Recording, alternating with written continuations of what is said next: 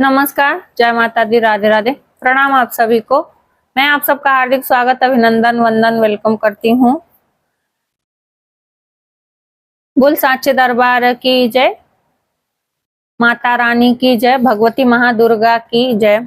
आज हम बात करेंगे कि यदि आपको अपनी जन्म तिथि नहीं मालूम है, आपको अपनी राशि नहीं मालूम है, आपको आपका बर्थ टाइम नहीं पता है, बर्थ प्लेस नहीं पता है, कुछ भी नहीं पता है, तो आप कैसे जानोगे आपका कौन सा ग्रह पीड़ित है, खराब चल रहा है, उसकी दशा आपको अपना शुभ प्रभाव नहीं दे रही है।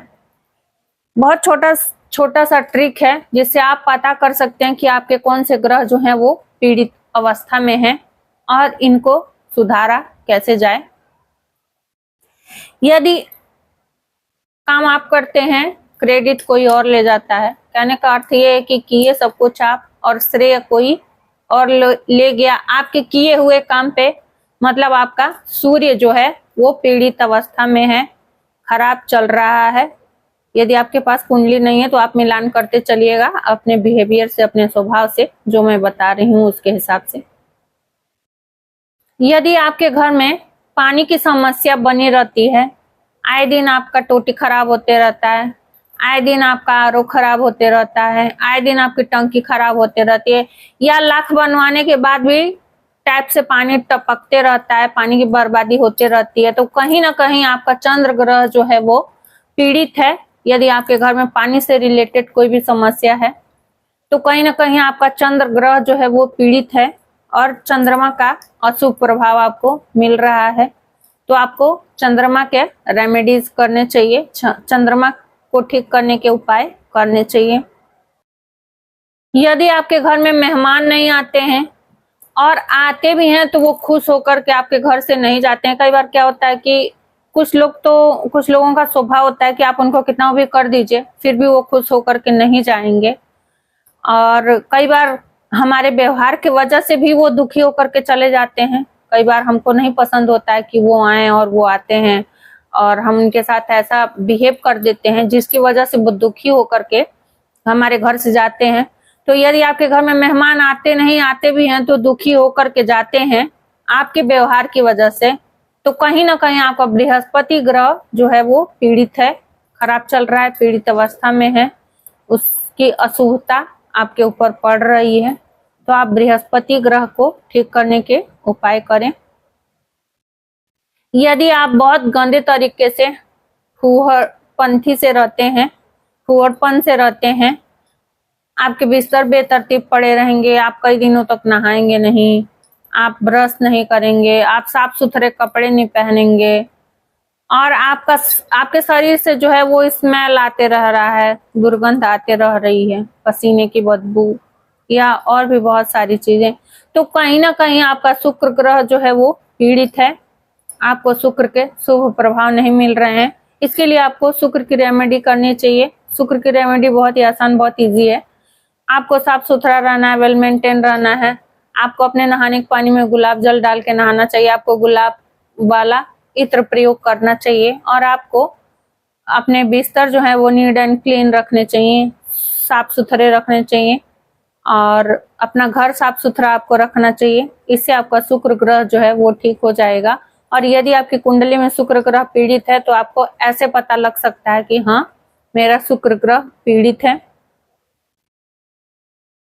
यदि आपको अपने अंदर जोश की अनुभूति नहीं होती अपने काम को लेकर के, आपको हमेशा थकान थकान सा फील होते रहता है, महसूस होते रहता है कि आप छोटा सा भी काम करेंगे तो आपको लगेगा मैं थक गई हूँ या थक गया हूँ, यानी आप हर वक्त थकान महसूस करते हैं, आपके अंदर स्टेमिना नहीं है, जोश नहीं है, कहीं ना कहीं आपका मंगल ग्रह जो है वो पीड़ित है। मंगल ग्रह का आपको शुभ प्रभाव आपकी कुंडली में नहीं मिल रहा है, आपके लाइफ में नहीं मिल रहा है, तो आपको मंगल ग्रह के उपाय करने चाहिए।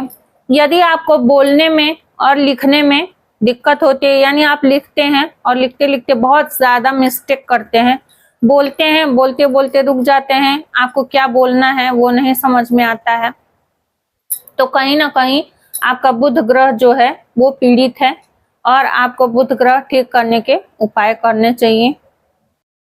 यदि आपके जूते चप्पल बहुत ज्यादा टूट जाते हैं, फट जाते हैं और आप उन्हीं फटे हुए जूतों को रिपीट पहनते हैं, बिना ठीक कराए आप टूटे हुए जूते चप्पल पहन रहे हैं, आपके जूते चप्पल बहुत ज्यादा चोरी हो जाते हैं, गायब हो जाते हैं, तो कहीं ना कहीं आपका शनि ग्रह जो है वो पीड़ित है। शनि ग्रह आपकी कुंडली में खराब अवस्था में बैठा है। आपको शनि ग्रह का उपाय करना चाहिए, उसका रेमेडी करना चाहिए।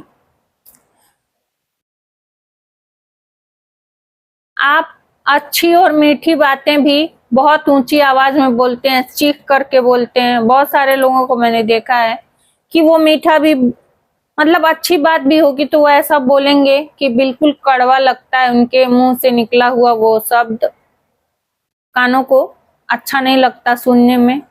तो आप चीख करके बोलते हैं, चिल्ला करके बोलते हैं, आप मीठा नहीं बोलते हैं, तो कहीं ना कहीं ये आपका राहु ग्रह जो पीड़ित है उसकी निशानी है। यानी आपकी कुंडली में राहु ग्रह जो है आपको पीड़ा दे रहा है, नीचस्थ होकर के बैठा है आपकी कुंडली में।